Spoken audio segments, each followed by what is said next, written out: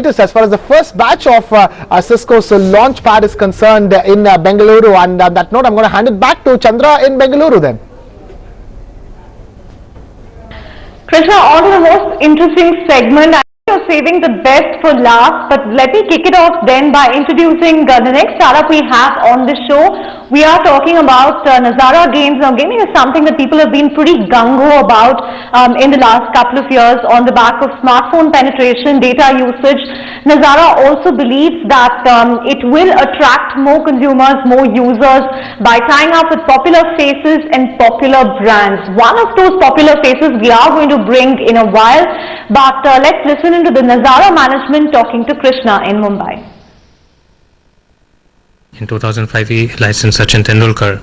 We're working with Virat Kohli now, or in Kids IP, we're working with Chota Bheem and many other such characters. What this allows is for us to bring IP which already users recognize and love to the mobile gaming front, which helps a lot of our first-time mobile gamers, quickly pick up, understand, get excited, and get onboarded to play these mobile games. So it's a strategy that's worked very well. Yeah, and that obviously means that a lot of revenue streams have opened up and continue to open up going forward. Yeah, we believe that the whole mobile free-to-play gaming space is just taking off in this country. So whether you look at in-app purchases happening, people buying energy boosters, or people buying swords inside the games, or brands coming on board and saying that, hey, listen, I want to be part of your game, or you're kind of really looking at, I will give you some coupons if you kind of really do something inside the game. So there are different new business models which are emerging every day. And I think that's where a very consumer-centric business model is going to evolve in the gaming itself. And what kind of revenue numbers are you doing at this point in time? Where does your revenues come from? What are the major markets for Nazara Games? Sure. So currently, our published numbers, which we broke with your sister newspaper, is roughly 220 crores. We really get all our revenues, or bulk of our revenues, from running subscription services.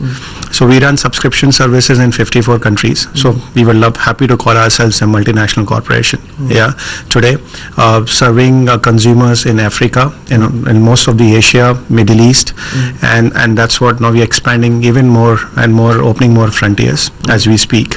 And we believe that the growth outside India will continue to be really explosive. Like an African continent, we have seen a very nice rapid growth. You have got a deal with Moscow-based Zepto Labs for that famous mobile game Cut the Rope. What is the latest on that front? Correct. No, we've launched the game, and we're monitoring the uptake, and we will see how it goes. All right, and what does it mean for the business cutting a deal with for a game like a Cut the Rope is? What is the idea behind it in terms of the business strategy? So our business strategy is very simple. We want to keep doing games which consumers are familiar with. Now, whether they are games around Virat Kohli or they are games around gaming brands itself. Now, it could be a gaming brand of Cut the Rope, it could be an Angry Birds, it could be any other gaming brand. For us, as Nitish mentioned in the early part of his interaction, we are targeting people who are new to mobile gaming. For them, the familiarity of the brand is very important, and for us, these are all IPs. Which stage of evolution do you think the Indian gaming industry is at? Video plus mobile, so to speak, across platforms, multi-platform gaming is, so to speak. What stage of evolution do you think there is, and what is the road ahead for it in terms of growth? Sure. So if you understand the Indian gaming market over the last decade or so, India has not been a culturally very strong gaming market. Lack of devices, consoles, PCs, bandwidth, etc. But over the last few years, especially 5 years, you have this mobile phones, especially Android mobile phones, which are fantastic gaming devices now at the cost of 6,000, 7,000 rupees. Now in the hands of hundreds of millions of users. So that's like a dream come true for a company like us, right? From a consumer perspective, most of these gamers are mobile first gamers. They have not played a game on PC or console, but they are now playing games on the mobile phone. So a lot of these are casual gamers, first time gamers, and that's the kind of evolution today it is. Now with faster bandwidth, faster speed, now with Geo launch and the data war that is just starting, I think over the next 2-3 years, you will see a big explosion in the casual gaming market, and then a lot of these users will also start evolving into more immersive, deeper levels of gaming. We got roughly over more than 20 million downloads in 2016 just from Google Play, iTunes and 9 apps. I'm not counting the downloads which we get from running our own services through Games Club and all that stuff, so that we can compare apple to apple. So roughly over 20 million more downloads makes us fastest growing publisher in 2016. And in 2017, I think we will easily touch that number to be 50 and more than 50 million downloads. All right, Chandra, so we've heard out from both Manish and Nitish, one of the, for a gaming company which doesn't fit the model of a typical startup, but time now to hear out the man himself on whom Nazara Games has launched their latest game. 2016 was indeed a stellar year for Virat Kohli, and 2017 has kicked off on a good note again, with him becoming the captain of India in all three formats of the game, including one-days and T20s, and now he has his very own video game. I caught up with him. Take a look at what he had to say.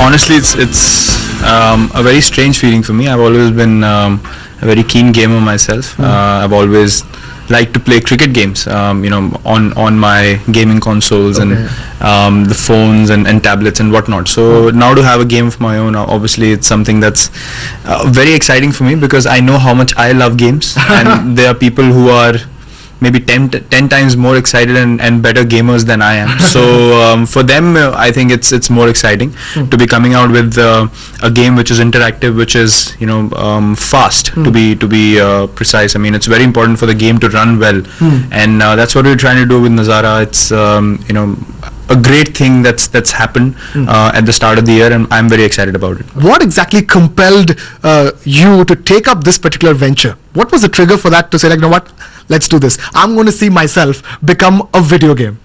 Well, I think we're using our phones so much these days, and we look for things for entertainment, and there's only a limit to what you can do in terms of watching videos and doing other stuff on the phone. But a game is very interactive, and if it's a game with levels, you obviously want to achieve the next level, and you keep going for it until you achieve it.